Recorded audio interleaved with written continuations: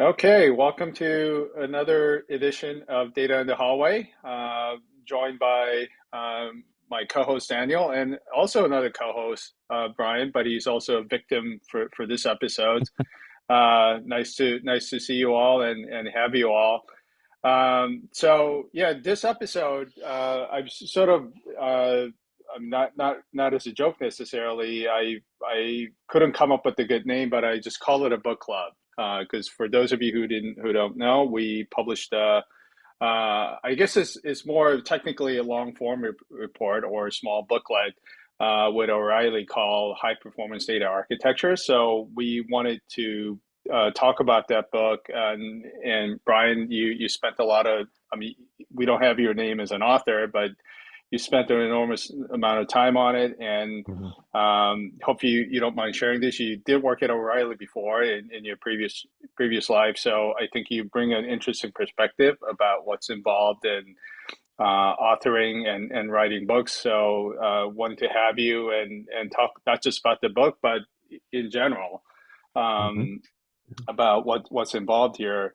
And one question, I mean, I that I had about, I mean, I've been in open source a long time, so I love seeing new O'Reilly books with different covers, with different animal as mascots for different open source projects.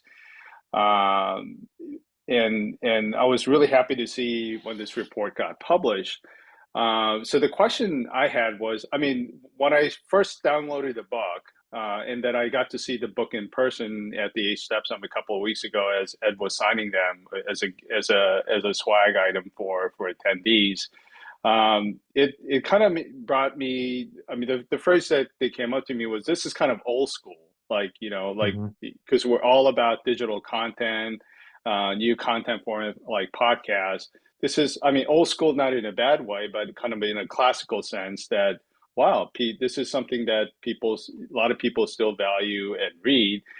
So the question was, I mean, this day and age, like, is this format still important, and why is it still important for us to still do this for not just PingCAP, but for a lot of other companies?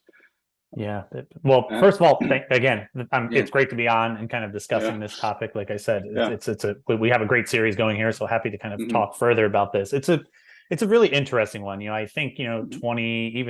25 years ago, kind of the birth of kind of ebooks was kind of a big Hmm. thing, and folks really thought from an industry perspective that kind of books were heading in that direction. Amazon was putting lots of resources into Kindle. At some point, there were, of course, e-readers before that, but there was kind of this boom where in the industry, again, it was the thought was we were moving to and it was going to kind of kind of take place and overshadow books. What we found, and I think especially with technical content can be hard to really kind of understand and grasp from a digital perspective, right? If you're scrolling through, say, a PDF or some other format, especially if it's more technical, it's hard to really kind of grasp and understand and interact and engage with that content. It's not impossible, but in terms of the learning element, it's a different experience.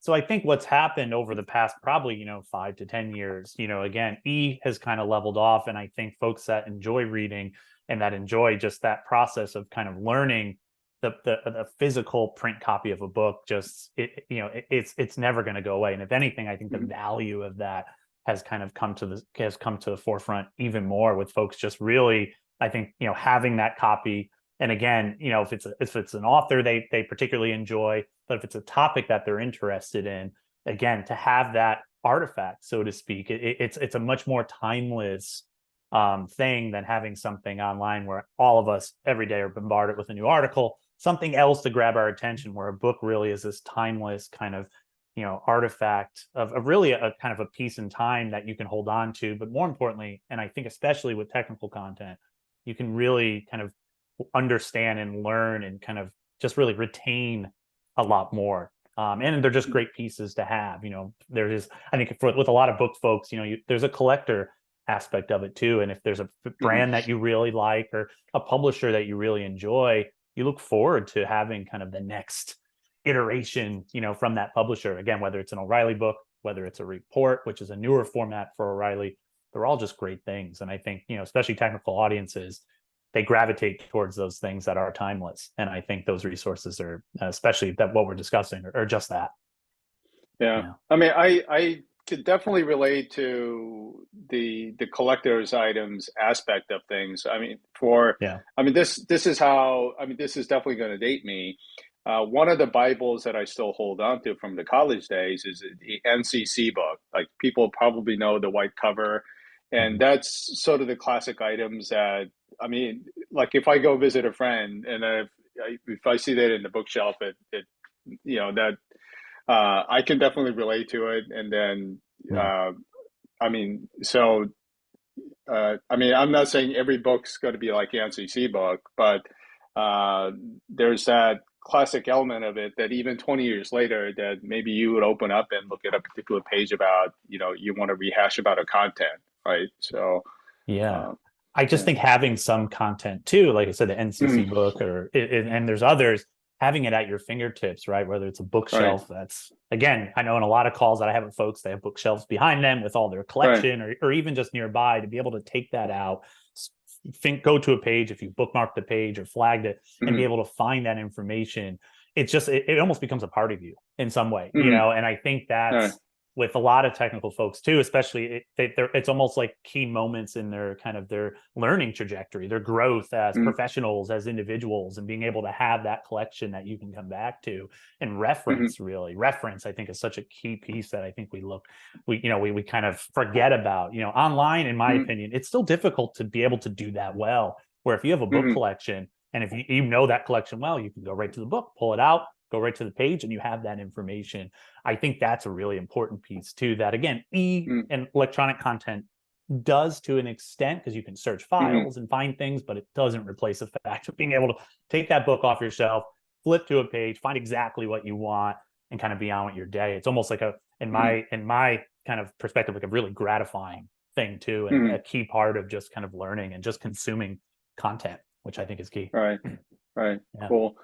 So, I mean, I kind of like I brought this early on. I'm kind of fascinated with the book publishing process. So when you like, I don't know if this is the right order. Like when you come up with the idea, so how do you sort of go about like getting to the process where you're actually publishing the book from ideation to pitching it to somebody, working with authors? Yeah. And I'm sure there are plenty of other steps that I missed, but uh, Yeah.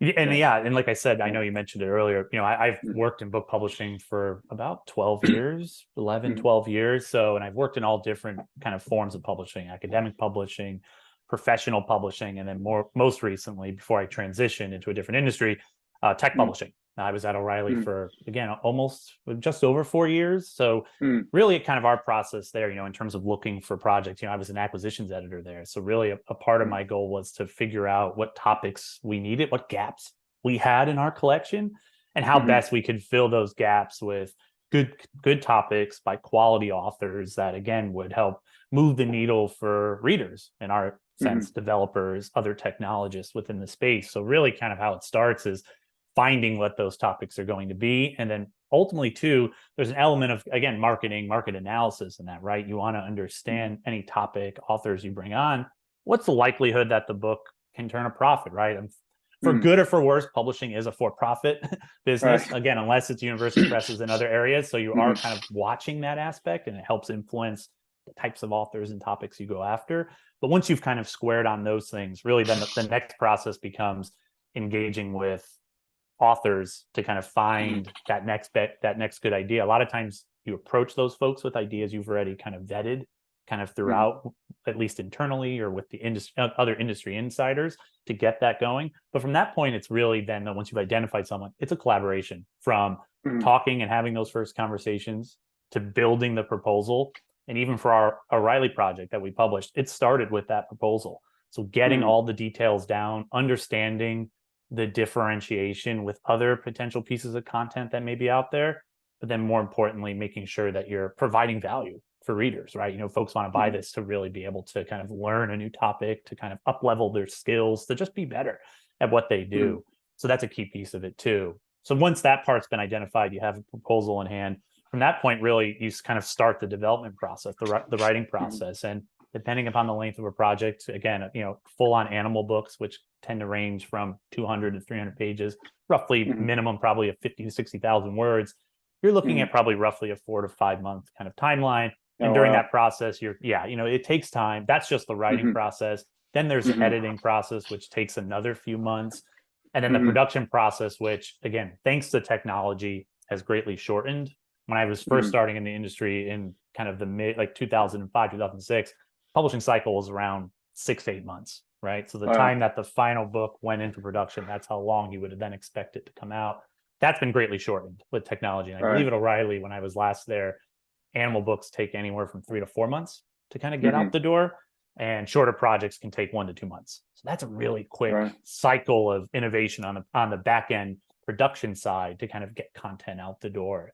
But Hmm. generally, it's a process that starts with kind of acquisitions and content folks understanding the need, identifying the Hmm. author, and then once that project's been signed or essentially acquired, it's then going through the entire process of development with production. And it's really a very much a village that kind of helps Hmm. take that content and bring it into its best light, so to speak. Right. But I will say, with our report that we did here, a little different process, obviously, right? Hmm. Because we kind of partnered directly with O'Reilly, so we had kind of some expertise we wanted to bring, but it was the same process. Ideas had to Right. be kind of gone through an editorial process, had to make sense from a technical perspective and be a topic that was something that's viable, folks want to hear about within the industry. Hmm. The delicate balance there, though, is in finding the right balance between the content and how that content relates to PingCAP and what we want to communicate to the Hmm. world. And I think we were able to strike that balance quite well with this report.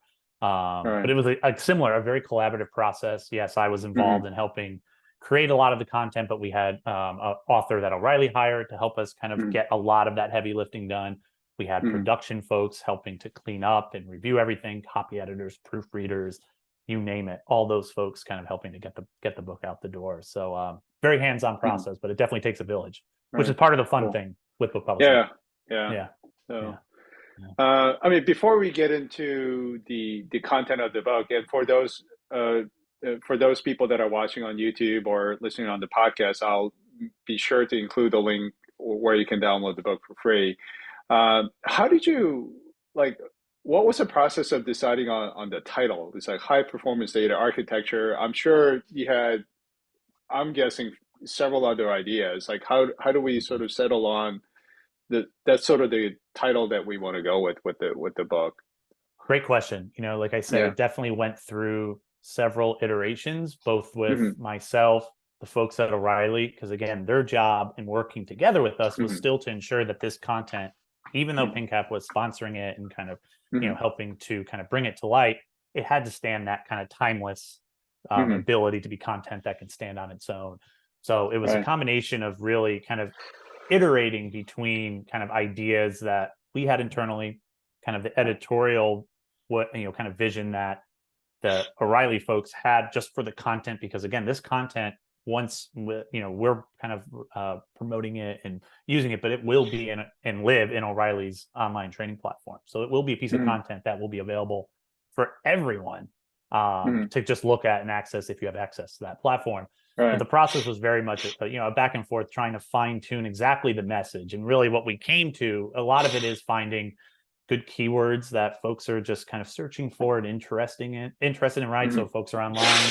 What are they thinking about? What are they going to find? But then more importantly, coming up with the title, you're really trying to just target that audience. And for this Hmm. piece of content, we really were targeting architects, infrastructure engineers, folks kind of that are looking to kind of explore the next frontier of data infrastructure, data architecture within their Hmm. companies. So those two things combined helped us kind of come to what we were able to kind of land on for the title, which I actually like quite a lot. And I think Hmm. the reason it's I think a viable piece is it hits that audience and they can get Right. something valuable out of it in a quick amount of time. Cool. Yeah. Yeah. So, yeah. So let's like dive into the a book, or I guess a technical term is a long form report. I mean, this Yeah. isn't a like a full blown like a 300-page book that like Brian mentioned, it's I think only about like a 30 pages. So I mean, if you have a quiet moment in the afternoon, it's a quick read. But for those listeners like who haven't had a chance to look at the book yet, like what are some of the key things that you want audience to take away from the book? I mean, I think there are like a 3 or 4 chapters in the book, if I remember correctly. But what are some of the key points? If you want to go chapter by chapter, that works too. But Yeah, no, happy to yeah, kind of dive yeah, into it. So like I said, the title, as we've discussed, is kind of this idea of high mhm, performance data architectures, but more importantly, how can you kind of optimize your systems to build these types of architectures for cloud infrastructure, right? Cloud's been around mhm, for a while. There's many different solutions out there. But really the goal of the report was to try to get folks oriented around, if you are, and everyone is trying to squeeze and get more performance out of their data infrastructure, mhm, but in this day and age, with the cloud coming more and more into the forefront, there's patterns and things that you should be thinking about as you build data systems for kind mhm, of this world. And really the report, as we were discussing, it's relatively short. It's meant to really, get folks clued into really kind of the industry as it is now. So mhm, more importantly, kind of where are things going, but more importantly, where have they, how have things gone in the past? What's been the evolution kind of databases, really starting from kind of MySQL and earlier SQL systems all the way up mhm, to the current, and kind of getting folks oriented around that idea. And then the next kind of going deeper, is kind of charting that evolution up to what we're calling in the book a high performance data architecture. And really, how mhm, have we broken that when we define? How do we break that down when we define it? Is really the combination of a distributed SQL architecture, so designing an architecture that is scalable and highly reliable. Again, in multiple kind of geographic regions, and you're able to really scale at levels that you weren't able to before, mhm, combined with the capabilities of HTAP, right? So hybrid transaction mhm, analytical processing. So the idea that you can combine both an architecture and these capabilities together to ensure that you're building a system that really is future proof, right? The idea is that mhm, up to now, companies, have and folks have been building and finding solutions that are really custom built for specific things, right? And so what happens is you have lots of different technologies kind of all mhm, balled up, almost like a ball of wax. So how do you mhm, build architecture that allows you to do more from a business perspective and get more business value, while also easing the complexity, especially as you continue to squeeze more and more out of your data analytics and other pieces. So the mhm, architecture, the idea is that we're kind of building towards that kind of sweet spot for folks, which again, of course, is mhm, an idealized thing, but a good thing to build towards. So the content kind of goes there. It then dives deeper into what a high performance data architecture is. I've loosely defined it just now, but even goes into a few more technical components in terms of the actual characteristics you want. And there's several. mhm, And it goes into scalability. It goes into, again, the reliability component of it. It touches a little bit on the architecture and kind of get folks kind of oriented around what we mean when we say high performance data architecture. And then from mhm, there, we actually provide some great patterns. So we've defined it kind of in the earlier chapters, but we provide some quick patterns of how companies are building these types of systems. And we provide mhm, diagrams and kind of some loose definitions to get folks just clued into exactly how you can visualize and see the possibilities mhm, of these architectures. And then really we kind of sum up by, again, kind of, showcasing that value again, but then also kind of charting a future course now with AI, and more particularly the birth of generative AI, how that's mhm, going to impact systems and how we kind of think about and collect data, and then what companies can start doing and building these high performance data architectures to also keep in mind for this future too. So it's one of these projects, again, that really kind of creates the ideas that we're trying to kind of promote this new, mhm, not really new, but this idea of an architecture, really kind of promote kind of our thought leadership kind of around it, but mhm. then get folks kind of oriented and prepared for their future, which I think is a great thing. So it's a great piece of content, but like I said, really short, but I hope that's a good, All it right. sounds like a good summary. No, Yeah. it Yeah. sounds Yeah. awesome. Yeah. Cool. Daniel, what were you about to jump in here? Oh, Or yes. So, like with the title, etc., it really like goes into like the architecture of things. But I think it's also something that has like a lot of value for people maybe not building new systems, but just like wanting to learn about what the other possibilities are. No, that's a great point, and I think really that's really what you're doing with in the format, right? You know, we've been talking about kind of the format, right? Animal books versus shorter reports. We can't do everything in a shorter report, and yes, the goal is really to, I think, give folks, yeah, you know, even if you're not technical, you know, because again, we provide architecture, but we don't go into, you know, super depth, but to show folks a possibility, and even if you're not super technical, you can at least understand kind of what we're trying to do, and more importantly, see those possibilities even yourself if you haven't. So it's a great kind of you know, kind of taste for people. Yeah, I mean, you know, I was away from the data analytics space for a long time until like a few years ago, and the report like kind of reminded me of how sort of the evolution happened like with databases and all that. So it was uh, for me. So for me, that was a good sort of reminder of how things have evolved and then what the new challenges are. So Yeah, yeah, definitely. cool. So, I mean, this might seem like an obvious question. You kind of addressed that early on for profit publishers like O'Reilly, but for us, you know, we spent a lot of time writing the book. Like, how do you measure success? Like after a year or so, like, was this a worthwhile investment? Like, what are some of the things that you look at to see uh, that this project was successful, and do we want to go further in the future? Right. Yeah. Great Yeah. question. And Yeah. like I said, you know, it's interesting, like I said, given my kind of my career trajectory too, Mhm. because on one side I was, you know, prior I was an editor and acquisitions person, kind of just Mhm. all caring about kind of content and kind of trying to bring that in. Where in my role Mhm. currently, it is to really take that content and figure out ways to optimize on, again, on a company wide side, how we can Mhm. optimize what we have to bring kind of traffic to our site, to generate leads, and more importantly, just to build greater brand awareness around what we're doing. So really, Mhm. to answer your question, kind of the goals that we're really looking for really are twofold. You know, to build brand awareness, you know, and really how are we doing that with this piece of Mhm. content? Generating leads, growing our database. You know, that's Mhm. one thing where, you know, assets like this provide a huge lift, you know, and being able to Mhm. do that.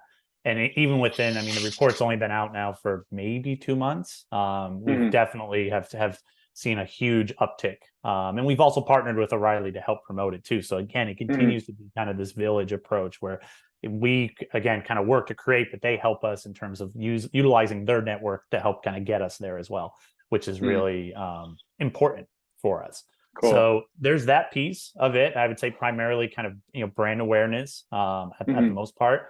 And then, you know, kind of building our database, and really we can measure those pieces on a week to week, month to month basis by how many folks download it, and then tracking that versus how many folks are new to the Mhm. database. And like I said, only within 2 short months. So it's still too early to kind of get a more holistic view of how the content's Right. done.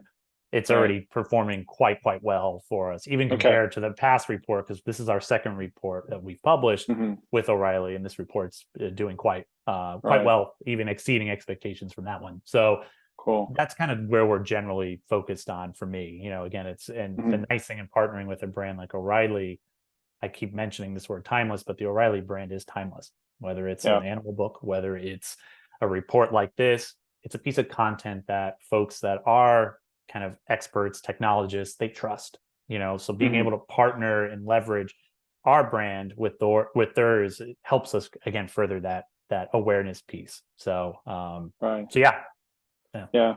I mean, this is kind of anecdotal too. I mentioned that this is one of the swag bag items at the HSAP Summit. I yeah, find that like, you know, even when I visit a booth, if I see a book, I find that it's a good conversational starter. Like if I see an animal book, well, tell me a little bit more about, you yep, know, Pearl or whatever it is, like whatever the book is. And then another benefit of the book, like we did at the summit was uh I mean, if it's digital, like you can't have like our CTO, our co-founders like autograph on it, which I thought was kind of cool. Like Ed was sitting there the night yeah, before, like autographing like 300 books. yeah. It was Like he my was getting, idea too. It was my yeah, yeah, idea to get him kind yeah, of, you know, because I figured we ordered uh, copies, and we were Right. timing it. The whole point too was, so I Yeah. mentioned brand awareness, and just back to that, Right. it is to help, to provide kind of like you said, if it's not a Yeah. conversation starter, it's a way to kind of open doors for folks to kind of see us Right. in a way that maybe they haven't before. So, but being able to Right. connect those two, like I said, with actually an autograph signing, or more importantly, I Right. love that too when I go to conferences and I Yeah. see kind of a little report or a book. I mean, Right. you're gonna you want to line up, you want to get your Right. chance, or even enter the Yeah. raffle to be able to kind of get your ticket to do that. It's always such a Right. fun way to engage with folks. Yeah. Yeah. So I mean, this is obviously a friendly podcast, so I'm not going to hold you to it. So, like, what's next? Are we going to have more reports, or like, are we going to have animal books for TiDB, or how? What's your process of thinking through this? So, Yeah, great uh, question. Like I said, yeah. I've worked on a lot of these projects in my Mm-hmm. career. First one here at PingCAP, I'd Mm-hmm. love to have more, whether that it's Mm-hmm. another report in another 6 months, Mm-hmm. or even a larger project. Like I Mm-hmm. said, kind of an animal book devoted around our technology. I think that's a great way to, it's a great signal, I think, to the Mm-hmm. community that, again, when you see certain projects or certain books, that, wow, this is this is something to look after. So Right. I would say, kind of in the near term, we want to see how this one continues to perform. It's already doing really Right. well. So I have Yeah. we definitely will want to use and partner again with folks. Right. Animal book would be great. Yeah. I'm not committing to that now, but I do think that would be Right. a great resource if we could get folks aligned internally as some co-authors to kind of help create something. Be a great Right. resource for the community, but more importantly, I think would be a really great project in general. Right. But I definitely would love to have another project. My goal is in the next couple months, see where we are in terms of performance, how things have done, and then look to kind of partner with folks again and get another book in the works. But they're great projects. Cool. Yeah. Cool. Yeah. Awesome. Yeah. I mean, I know this is a lot of work. Haven't been involved directly in writing books. I've worked with people that have been involved, including like getting their first animal book published. I know it's a tremendous amount of work. Appreciate you doing it. And yeah, and looking forward to seeing the report, like a hardcover report, like at future events. I look forward to using them as an asset as well. So That's the goal. Like I said, I know we ordered a yeah. bunch for HTAP Summit specifically. Right. My Right. guess is we don't have a ton left over. But if we do, I think the hope is we'd love to place another order and have them at other critical events where we have a booth Right. and we're displaying, so folks again can have a Right. chance to kind of get their copy. Yeah. Yeah. Yeah. Cool. Yeah. Awesome. So, as is our tradition, our last question is sort of a trivia geography question. So, I know you live in Connecticut. So tell us about where you are in Connecticut. It's not a huge state like Texas or even New York next door, but tell us about where you are in Connecticut and what most of us outside of the Northeast of the U.S. don't know about where you live. Absolutely. So yeah, Yeah. great question. So again, Yeah. when folks think of Connecticut, they tend to think of kind of the Gold Coast, kind of closer to New York City, Greenwich, and kind of, Mm. really kind of ritzy conclaves, so to speak. I live in a town called Milford, Connecticut. So it's about Mm-hmm. 70 miles from New York City. It's about 120 miles from Boston. I'm almost sandwiched in between both cities. It's a coastal Mm-hmm. town, city of about 55,000 folks, so not too big, but again, very much a coastal community. Mm-hmm. Very much, again, folks from all different types of walks of life kind of live here. Generally gravitate to the area for just kind of the beauty of the sound. It's kind of in Mm-hmm. that portion of the sound that really starts to open up as you kind of go into Rhode Island and going out that way. So Cool. lots of nice beaches. It's also the one town in Connecticut that has the most coastline. I think it has 14 square miles of coastline, as a very small Oh, state, wow. right? Yeah. But it's shaped almost like in a triangle. And so the triangle Mm-hmm. at the base piece is where it kind of opens up to the sound. So it's a great place, again, Cool. if you love the beach. If you just like to walk, it's a really walkable city too. Mm-hmm. And that for me has Right. been a really important thing. I'm always, if I can walk somewhere in this town, I will, Yeah. than drive. I really enjoy that. Right. And kind of being able to walk to your nearest coffee shop or restaurant or the beach. Like I said, I'm about a quarter Right. mile from the beach, so I can kind of be there. It's just a Right. great place, again, to take that in. And it's one of those communities too. Again, I stress kind of the kind of ritzier kind of aspect of things, but Milford's a very much affordable place too. Like I said, there's all different Nice. types of folks that live here, working class all the way up. So you can kind of get your sense and get to meet a lot of different people too. So it's what I really love about it. And it's also one of these towns too, and you may have heard about this, pizza. Connecticut is Oh one of those wow. places known for Yeah. pizza, and being Yeah. outside of New Haven, which is, if you talk to many different folks, is considered kind of the pizza capital, at least of the US.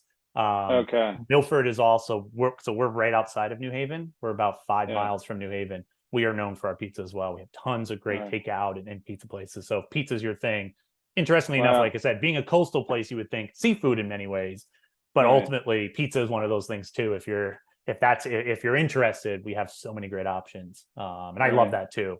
On the weekend, just Cool. going over to the nearest like pizza parlor place and getting some pizza. It's great. It's real Wow. good. I mean, that reminds me, a couple of weeks ago, I don't know if you saw this, like a New York Times had like a ranking of top pizzas. Yep. And Connecticut was actually a category, and that actually I kind of tilted my head. I said, really? It's like it's a It, separate category from like a New York. I mean, New Yorkers are very like arrogant about their pizza, like the Chicagoans are, right? And then yeah. and I love all the pizza, so I thought that was kind of interesting. Like a Connecticut was almost like a separate category. So I will yeah, say I've lived in New yeah, York. I lived in Brooklyn for about a year and a half, and I've hmm worked in New York City. right, And maybe it's because I was born in Connecticut, but the pizza mhm, here is way better than any of the pizza I've had in New York. And I've tried right, a lot of different places, a lot of good places too that are kind of hmm notable. And it's interesting though, if you ask folks that have only lived in New York and then they come out, say to New Haven or hmm somewhere, and have a piece, they're like, "Wow, yeah, this is good. It's different, but it's good. hmm So it's one of those things where if you're in the area, I just always recommend folks either stop in New Haven. There's all places around cool, New Haven again, but definitely right, stop through New Haven and go to Pepe's, Sally's, Bar. So many good options. You won't be disappointed.